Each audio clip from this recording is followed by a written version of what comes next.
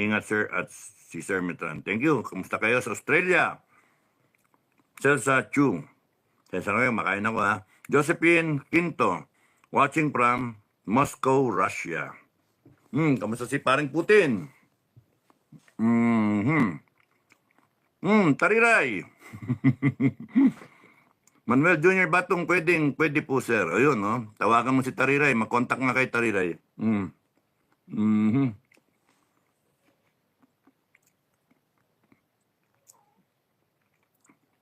Tariray, kamusta yung ano mo? Na mister mo? Ano na ba? Commander na? Huwag nga masyado stricto. Masyado mag-expect sa nagawa mong ano eh. Kabo yung... okay. Vic, Obin, niligawan ni Tambaloslos mga AFP generals na mag-offer dagdagan ang subsistence allowance ng AFP. Pero hindi naman ano eh. Hindi totoo yun. Niloko nga lang eh. Ang problema, kung naniwala AFP, Teresita Novila. Yung problema AFP, no? Inagawa kayong aso eh. Papaganyan-ganyan ng buto, kinain niya ng kinain yung buto, tapos boom, ibibigay sa'yo. Kayo naman, magsasagpawang kayo. Una-unahan kayo. Walang decency eh, walang yan eh, mga politiko. Kasi kung seryoso sila, right away, banatan ka ng budget na kunyari sa akin, 1 trillion. 1 trillion talaga. Gusto nyo yung AFP na maganda? 1 trillion budget. Let's have that budget for the armed forces so that they can develop our own industries. Sorry about that. Our own self-reliance defense industries, no? Which is supposed to be yung topic natin. No, kung saan na tayo napunta. Okay, good evening si Supremo, Teresita Navila. Okay, may mga troll na naman Telma, sir, good morning, thank you, hear me out. Thank you, Nora Molina. Planado talaga, Sir Dado, kung sa pelikula pa may script talaga itong mga buhay. Meron, Jasmine Rosa Art. Good evening po, Sir Supremo Dado from Singapore. Kakaingit yung Singapore, di ba? Ang ganda-ganda na. Vic Obin. Bandang uli, binawasan budget ng AFP, ginisa sa sariling mantika ang AFP. O nga eh. Edgar Briones. Mapagpalang araw, Sir Dado. Okay. Thank you. Kyoko Sudo. Afternoon po sa lahat. Cap Dado, thank you. Telma. Sir, kailan po tayo kikilos? Kikilos tayo. Punta tayong presinto, boboto tayo. Okay. Dito panonorin natin impeachment. Tingnan natin kung mananat guilty si Inday. Di ba? Kung ginilty, yon. Sabihin nyo kung pabor kayo o hindi. Sa eleksyon, pagkatas na eleksyon, sabihin nyo kung dinaya kayo o hindi. Jing Unciano, good afternoon din po sa lahat. Ako talaga, pagka masama ang gising ko at saka tingin ko, hindi na tama talaga ito, tatayo ako. Yun sa akin. Tatayo ako. Hindi ako magkikayat na mga kasama. It's gonna be voluntary.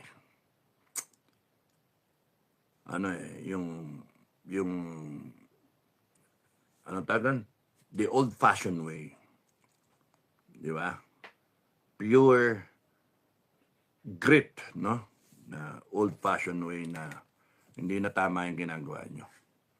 Sige, mag-ano tayo. Tingnan natin kung sino mananalo dyan. Taong bayan na matino o mga walang yang mga politiko. Ganun yung sa akin eh. Route 83. Kaya, intay lang kayo. Hello, Kapdado. Ingat po. Bet Beryoso. Thank you. Moderator ka na, Bet. Pinag-iingat mo ako eh.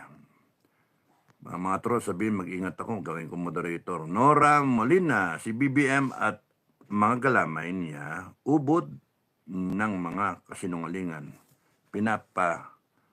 ikot-ikot ang taong lahat. O nga eh. Okay, Clemente, good PM. Tokayo, keep safe always. Toto Torking. Thank you, Toto. Zaida Villafranca, thank you.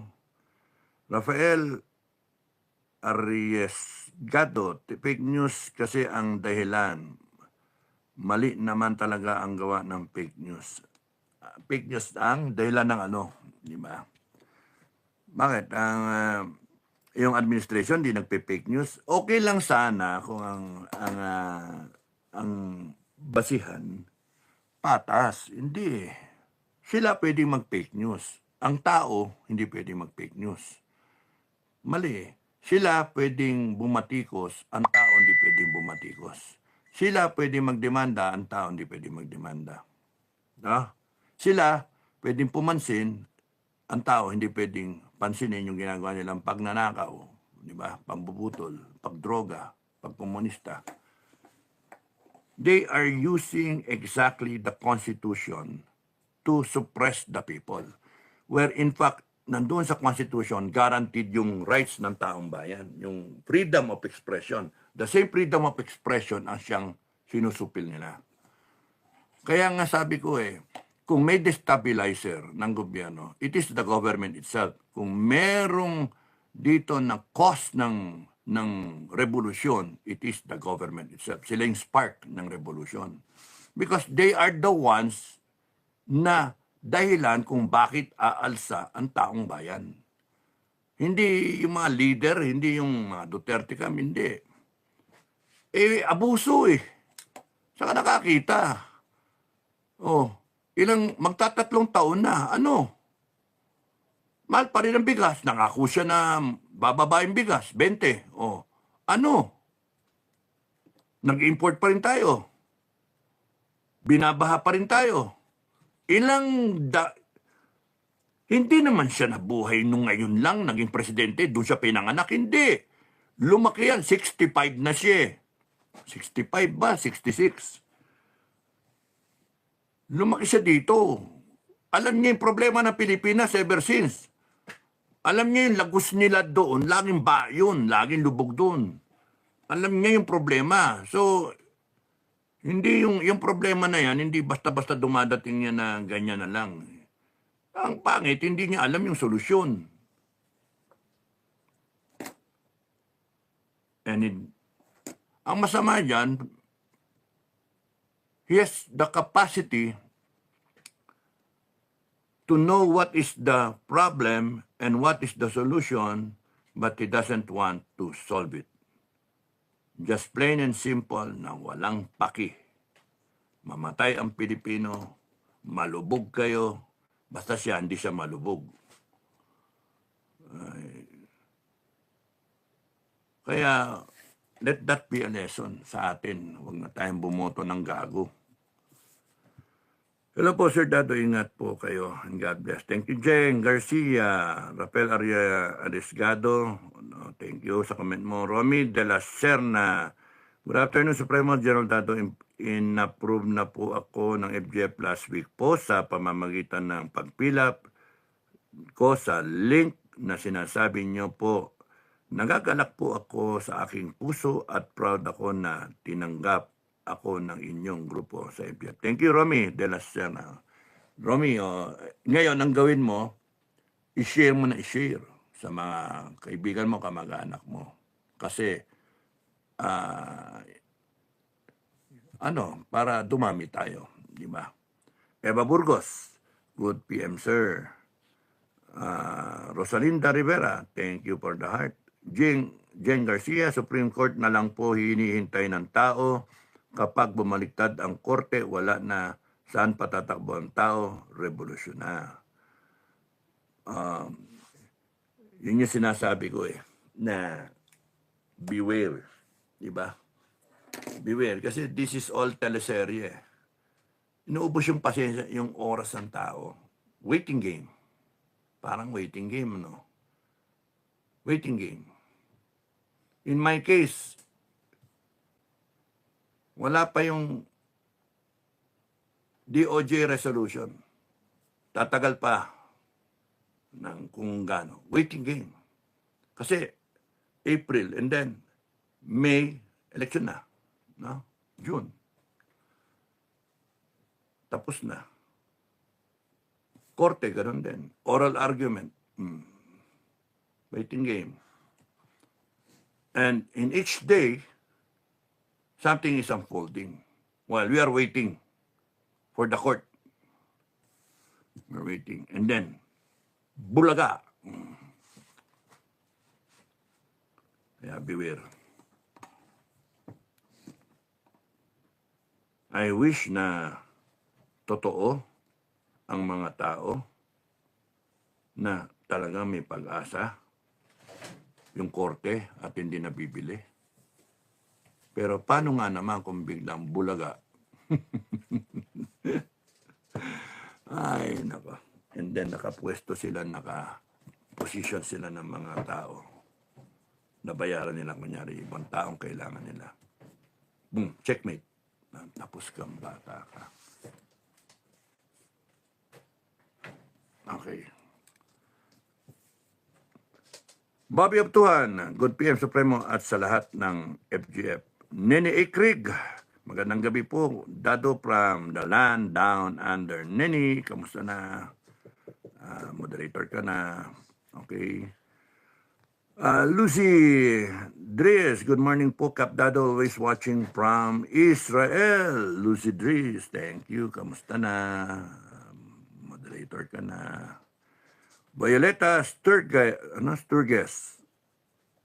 Tama ba? May God guide you to do the right thing for our country. Amen.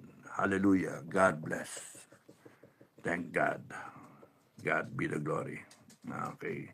Charlene Yano, good evening po, Sir Dado, watching from Japan. MLSO, silent supporter here. Okay, thank you. Moderator ka naman, kahit silent ka, silent mong burahin ang mga walang niya. Abdullah Hin, Noel Surbano, revolusyon ang solusyon. Makakasuhan ka yan. Umalis ka kasi. Kung nandito ka, Abdullah, moderator ka na. Thank you, Noel, God bless. Marivic Garciano, ang problema, General Dado, ang COMELEC. Paniguradong dadayain nila ang eleksyon. God please help us. You know, hindi nila nga kasi ito papunta sa no way out. No way out talaga. Pagka dinaya nila yan, ang tao magagalit talaga. Magagalit ang tao. Magre-revolusyon talaga ang tao. No? So, lalaglag nila yung pere. Talagang para bilhin yung mga boto. Ganun ang balak ng mga yan. Ang tanong, kaya ba nila i-cover lahat ng tao? Hindi 32 million yung kalaban nila So, pagka nadaya yung tao, baksak niya, revolution talaga. Kaya nga kahit dito ka mag-highway 54 ka, I think it will be better to wait it out and then wait for the right stuff. Kung baga pwede mo nang luto na yung putahe ngayon Pero hayaan mong kumulo pa ng konti. Ganun Kasi doon pupunta kahit saan mo daanin. Doon talaga pupunta. Kasi alam na ngayon pa lang alam na ng tao, abusado. Alam ng tao, may magnanakaw, komunista. Kasi sila nag-display. Sinimulan nila yung ni Doc Loren Bado, I love you, tsaka si Ka Eric, brother, no? Kamusta siya sa Canada? So, sinimulan na yung tanong, yung 2 billion. Saan napunta yun? Hanggang hindi nasagot. And then sinundan-sundan ng sandamakal na balita, contempt. Hanggang kita nyo si Colonel Grijaldo. Man, ka lang pwede ba kung sino may capability na mag-file ng injunction ba? Para ma-release si Grijaldo, paki-file naman Kasi ilang buwan na yung tao. Pasko niya Ano lang yun resource speaker lang yun Maging abuso ng puta yung mga congressman yan Kaya nga maganda si Grijaldo gawing hatchet man para pagkakatayan niya mga yan sige, tingnan ko yung gigil niyan ba. Kaya nga, kung titignan nyo, kitang-kita ng tao yung abusong ginawa. Yung KOJC, kitang-kita. Hindi nakakalimutan ng tao yan. Kaya puputok yan. Kumbaga nandun yung fire and it's boiling already. No? Boiling. Hanggang sa biglang apaw yan. Yun ang hinihintay ng lahat ng kababayan. Yung that moment na hindi mo mapipigil, biglang umapaw. And it creates a mess. At nakakapaso yun. Hindi naman taong bayan ang gumagawa nun. Ang gumagawa nun, gobyerno. Sila yung brazen na pagnanakaw nila, yung brazen na abuso, yung brazen na kitang-kita yung ambisyon. Yung nitamba. And nakikita ng taong bayan lahat ng kasama nila na abusado. Kaya AFP, PNP, I'm telling you people na if you want to be relevant and not be extinct, no? Yeah, kasi the people will easily disband you and create a better armed forces. Ganun yung ng tao. They can disband the entire armed forces and the entire PNP. Lahat ng matitino dyan, dito kayo sumali sa bago. The people can do that. We, the sovereign people. Ano ngayon yung mga asta ng mga tao dyan na we are for the Constitution, we are for the Constitution, we are for the Filipino people. Tignan nyo. Ngayon, tao kawawa na Sige, nakaw pa more. And then, hindi kami sasali dyan. We will follow the chain of command. Sige, bahala kayo. Diyan kayo. Ganun ang, pag umabot ang tao doon, you will be obsolete. The people will create a new armed forces. Because it is within their power. Within their aspirations. Within what is rightfully and legally na ng taong bayan pwedeng gawin. Within the bounds. Wala ngang limitless nga ang taong bayan With the sovereign Filipino people. Kaya nga, ingat. That's why we want an armed forces who will be responsive to the needs of the Filipino people, who will serve and protect, who will be there in times of crisis. This is a crisis point in the history of this country. This is a crisis na you have to do something about it because the Filipinos have no means except FGF na ayaw namin agawan kayo ng trabaho. Ay, hirap ng FGF talaga. Ayaw namin agawan ng trabaho ng AFP. Kasi it is your time to shine, AFP, PNP. Pero kung hayaan nyo yan, doon kayo, umidoro ang baksak nyo. You will be disbanded. By a revolutionary government, you will be disbanded. And then a new armed forces will be created. A new PNP will be created. And whoever sits as DILG secretary will make sure that it will happen. A new Philippine National Police, a People's Police Force will be created. Wala nang mga abusadong pulis. Wala na.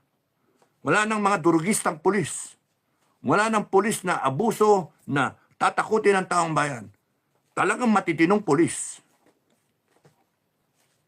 Hindi natin kailangan ng isang tore na maghuhukay, heartbeat, susuppress, 6,000 pulis armado, hindi naman daw armado, maghuhukay dun sa tapos gagamitin ng batas para isuppress yung mga tao sa KOJC. For resisting the implementation of a warrant. Ay, nako. Sa tingin nyo ba, forever kayo? Magre-retiro rin kayo. Ang mahirap dyan, ma-retire kayo without pension. Eh, nakatingin nyo, hindi kaya gawin ng taong bayan yon, lahat kayo? Na you will be summarily dismissed from the service, pending legal criminal charges, no? Pending, mas magandang criminal charges kaysa sa administrative, eh. Pending criminal charges, and you, whatever pay and allowances, benefits will be wipe out. Wala na. Wala kayong pensyon. Because it's reckoning of the Filipino people. Kaya kayong mga nakapwesto, ingat kayo sa ginagawa nyo. Ingat kayo. Kala ninyo sa inyong galing yung power ninyo. Hinirap nyo lang sa tao yan, ng taong bayan. And the people will take it back one of these days. Kasi doon papunta eh. Sorry doon ko nakikita, doon papunta lahat eh. Kahit anong pigil ang gawin mo, wala, doon papunta. Kasi pagkaabusado talaga isang gobyerno, magre-rebelde talaga mga tao. Magre-rebelde. That's why nagiging relevant ang komunista. Yun ang iwasan nyo mangyari. Doon kami nag-aano ngayon. FGF, ayaw namin maging komunista ang Pilipinas. Patulong-tulong kayo, tapos nun, sumasakay kayo sa abusado. Sige, tingnan natin. Pagka nag-declare na revolusyon ng taong bayan, wala kayong magagawa. Hindi nyo na mapipigil yun. Magpatayan tayo kung gusto nyo. Ano na mangyari doon? Eh kami, magbibilang lang kami. Okay, 1, 0, 1, 1, 1. O patay. Scorer na lang kami. Ano? FGF, scorer na lang tayo. Ayaw makinig eh. Nakdang putya talaga. Nagamit pa yung batas para isuppress ang taong bayan. Do you think the people will continuously believe the laws when they know that the laws was ratified by them? The Constitution na sinasabi nyo was ratified by the Filipino people. The Constitution is supposed to embody the aspirations, the ideals of the Filipino people. And here you are. Kayong sa gobyerno, binabastos nyo ang taong bayan.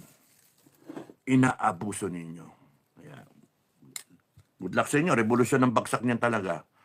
The only way to prevent that, yung magpatayan ng mga Pilipino, panonorin lang tayo ng Amerika, panonorin lang tayo.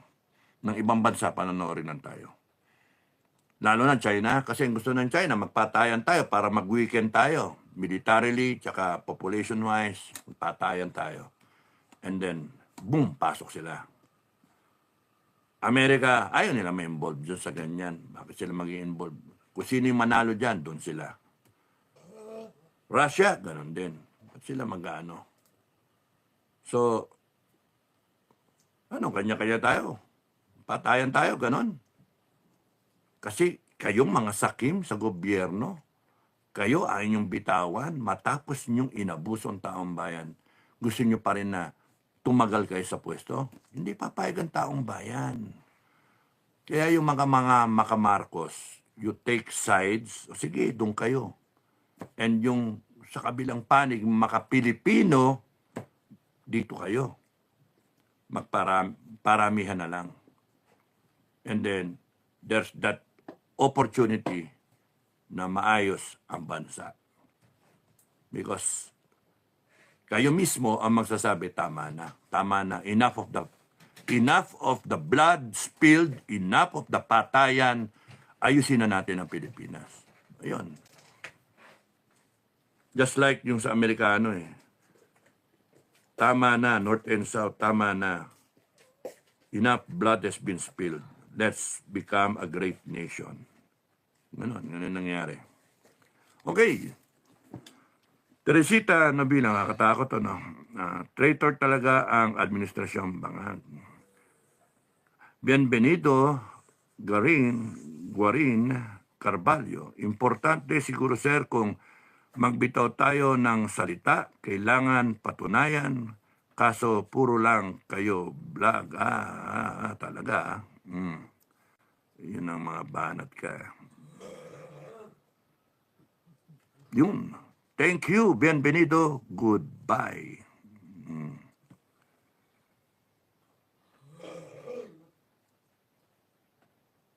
Ba?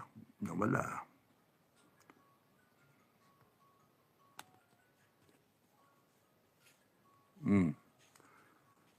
Okay. Teresita Novilla, traitor talaga. Okay. Teresita Novilla, true, one drop of water can destroy a very big rock. Jimalin Kagkata, manhid ang AFP, masaya siguro sila na naghihirap ang mga tao. Hindi buong AFP yan. Marami kami nakakausap sa AFP na naghihintay lang sila ng may tatayo. Actually, pagkat may tumayo dyan ngayon, wala na. Matapos yan. Ang tanong, sino yung tatayo? Who has the balls to stand up and say, tama na to? Julian Makabayan, Snappy Salute, Supremo, Teresita Novilla, dadayain talaga ang eleksyon. Francisco Jr., Berdin. Yun, naubos din ha. Thank you ha. Buti naubos na. Okay, so, ang aking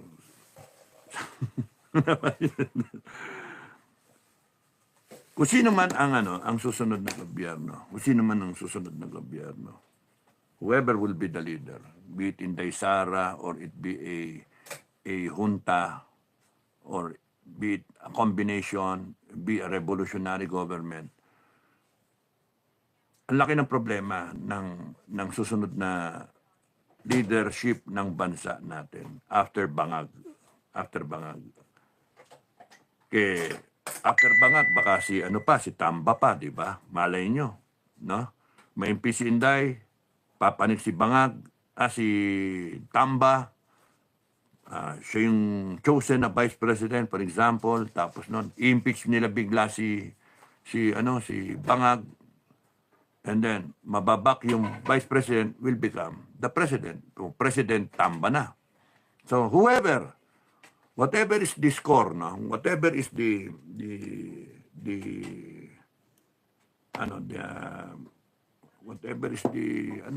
mangyayari, ang doon is, ang laki ng problema kasi, na-plunder na yung bansa natin. So, ang next leader, ang unang gagawin should have an inventory of what is left. Ano ang natitira? Ang unang gagawin talaga is, one, okay, yung run after the traitors, run after assets, liability, yung assets nila, SALN nila versus yung assets, and then run after them. Okay. Pero yung ano yung naiwan sa treasury? Ano yung pera? Ano yung ginto? Ano yung assets natin after nila? Okay, isa yun na dapat gawin. Normal na revenues. Excuse me, normal revenues, normal na pumapasok. Normal. In any given year, any given day, mapasok yun. Expected might be, has something to do with projected for this year or for next year. Yung ganun ba? Expected. Kasi may ginawa kayo. May ginawa ang gobyerno na parang intervention, project, ganun ba? Or funding, ganun ba? So, yung normal, on any given day, ano yung pumapasok? Mahalaga, alam natin yon. Ano yung expected natin? So, probably, may projection, ina-expect yung nakikitain for this year. Or, yung potential na kikitain. Kasi, iba yung malayo yung potential. Like, for example, ano yung income mo pagka ang tourism mo umabot ng 20 million o 10 million. Ngayon, nasa 5 million. So, yung potential na pwedeng kitain mo, malayo, malaki. No? So, ang punto, paano mo papaabutin dun sa 10 million na turista o 20 million, better yet? Knowing na 1 billion ang total na turista sa buong mundo. Every tumataas ng ganon, pataas ng ganon. So, nadadagdagan yung turista as people are earning money, they are spending on tourism, na yung pagbiyahe-biyahe nila. Kasi after mahaba na trabaho, ano mo yung sarili mo. Re-reward mo yung sarili mo with a vacation. Pinaplano yon. Iba, 1 year or every other year. Pinag-ipunan. Yung mga Pilipino natin, mga balikbayan natin, uuwi dito. Or yung iba, mag-abroad. Kusang country pupunta. Punta ng Israel, Jerusalem, o kaya punta ng Egypt, punta ng Greece, ganun ba. Spending good money, hard-earned money. Dito nga sa atin, we should be a tourist dito sa sarili nating bansa. Kasi ang dami pwedeng puntahan dito. So, potential is malaki ang kikitain. So, dapat yon malinaw yon na alam ng mga mamumuno ng bansa.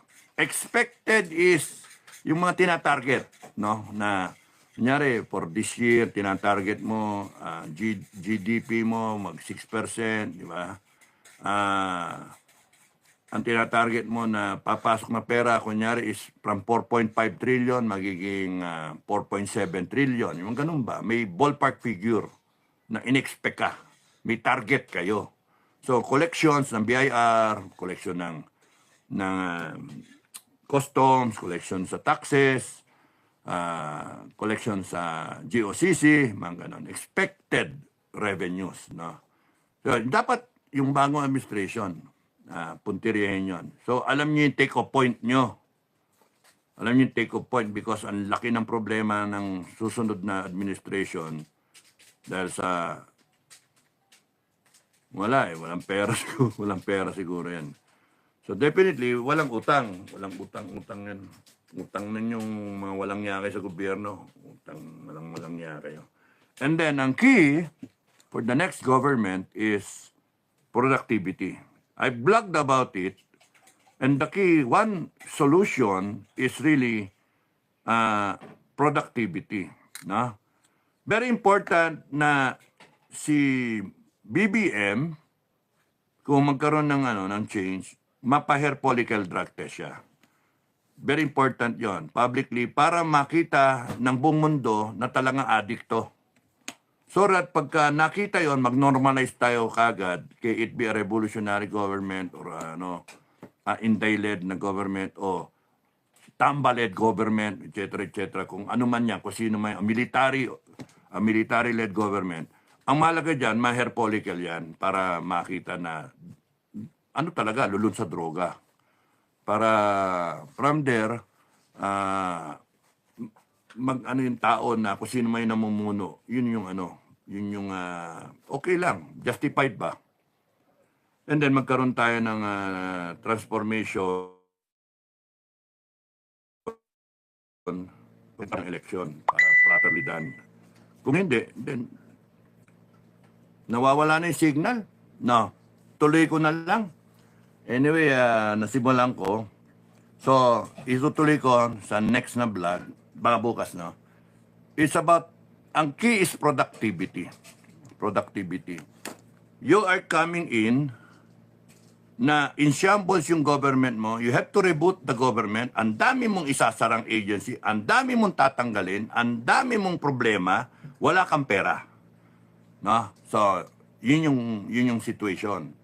Now, you have to do it properly, you have to do it quickly, and you know what you are going to do. Ganun dapat ang diskarte.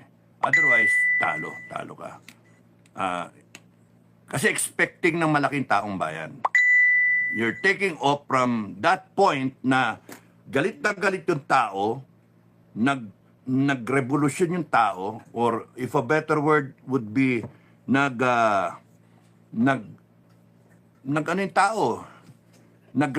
yung tao, in-exercise niya ng taong bayan yung kanilang sovereign will. Kinuha nila yung power at ibinigay sa iyo. Yun, ganun yun situation. So here you are, the people are trusting you now, the new leaders of this government. No? Nandun na tayo. Kasi ako, iniisip ko, hindi pwede yung magpalit lang na kailangan reboot talaga tayo. And then, from that point na magre-reboot ka, mahirap magkamali. Mahirap mag-trial and error. Kasi expecting ng malaki ang taong bayan. No? wala, maikli yung pasensya. So, ganun yung ano. So, itutuloy ko na bukas. The key is knowing where your take-off point will be, kung saan. So, inventaryo. Ano yung assets natin na natitira? May mga binenta. So, ano yung natitirang assets? And then let it be known by the public. Ano yung natitira natin na mga na pera sa bangko? Government banks, ano yung sa ginto natin? Ano yung forex natin? Ano yung everything, GOCC natin? And then, ano yung, at least alam nyo, ano yung expected income natin? Normal na income natin. Ano yung normal revenues na pumapasok? Doing nothing. Papasok at papasok yan. In the course of things, papasok yan. Yung expected is when you do something about